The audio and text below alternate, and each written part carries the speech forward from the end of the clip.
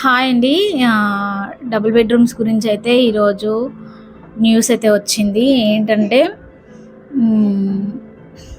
Double bedrooms జూన్‌లో ఇస్తాము అని ఒకటి వే2 న్యూస్‌లో అయితే న్యూస్ వచ్చింది.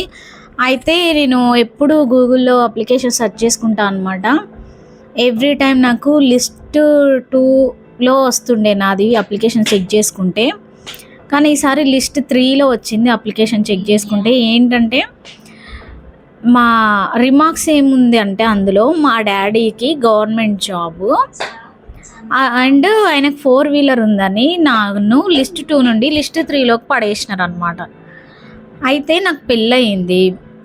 మా డ్యాడీ మా మమ్మీ చనిపోగానే 3 మంత్స్‌కే పెళ్లి చేసుకున్నాడు. మమ్మల్ని వదిలేశాడు.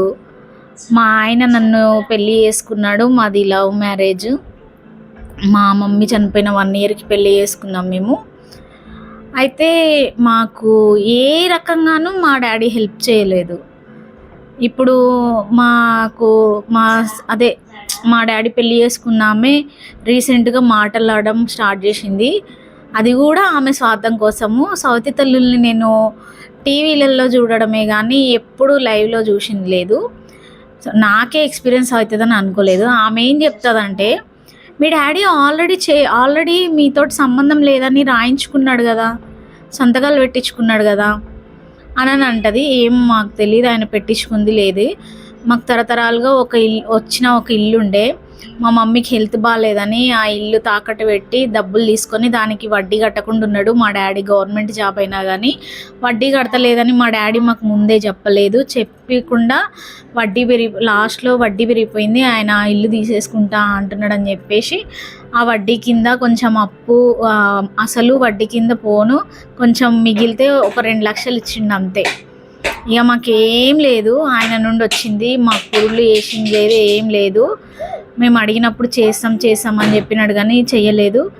ఇప్పుడు వచ్చేసి గవర్నమెంట్ పెళ్ళి అయిపోయిన తర్వాత మా అన్నయ్య కంటే ఓకే, కొడుకు కాబట్టి అలా చేశారు అనుకోవడానికి ఉంటుంది. నాకైతే పెళ్ళికి అసలు ఏం లేదు. ఎందుకు నాకు అర్థం కావట్లేదు. అటు గవర్నమెంట్ స్కీమ్స్ ఇయ్యక ఆయనేమో మాకు సంబంధం లేదని రాయించుకున్నాడు.